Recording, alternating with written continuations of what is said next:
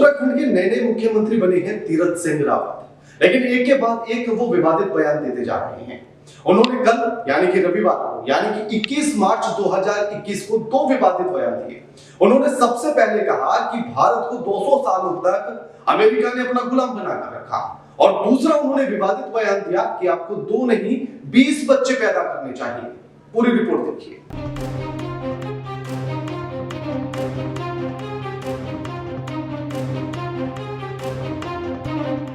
उत्तराखंड के मुख्यमंत्री तीरथ सिंह रावत ने रविवार यानी कि इस मार्च को एक के बाद एक विवादित बयान दिया। फर्टिजेंस पर बयान देकर कई दिन तक सुर्खियों में रहे उत्तराखंड के मुख्यमंत्री तीरथ सिंह रावत ने रविवार को एक बार फिर ऐसा बयान दिया है जिस पर विवाद पैदा हो सकता है।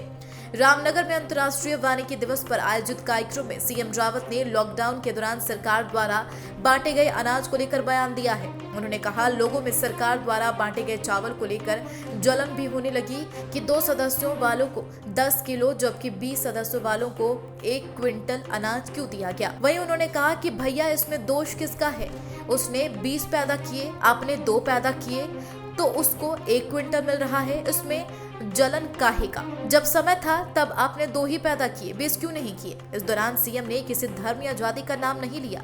अपने भाषण में उन्होंने तथ्यात्मक गलती करते हुए कहा कि भारत 200 साल तक अमेरिका का गुलाम रहा। बता दें, तीरथ के कार्यभार संभालने के 1 हफ्ते के अंदर ही वह विवादों में घिर गए थे। फर्टिजेंस मामले विवाद के बाद उनका दूसरा वीडियो गुरुवार को वायरल होने के बाद विपक्षियों के विरोध के स्वर भी तेज हो गए हैं। प्रधानमंत्री नरेंद्र मोदी जी ने अलग जगाई, और मैं कह सकता हूं कि यदि उनके जगह कोई और नेतृत्व होता तो भारत न जाने क्या हाल होता, बेहाल हो जाते।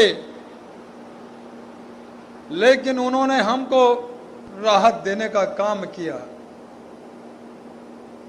भारत की 130-135 करोड़ की आबादी का देश आज भी अपने को राहत महसूस करता है अन्य देशों की अपेक्षा।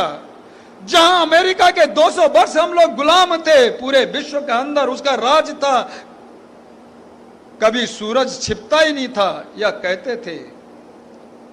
लेकिन आज के इस समय में वह डोल गया, बोल गया, 2.25 लाख से भी मृत्यु दर चला गया। इटली 12 करोड़ का आबादी का देश, स्वास्थ्य में नंबर 1, लेकिन मृत्यु दर आपका 50 लाख से भी आधा चला गया, और अभी भी हालत खस्ती है, फिर पुनः लॉकडाउन की ओर बढ़ रहा है।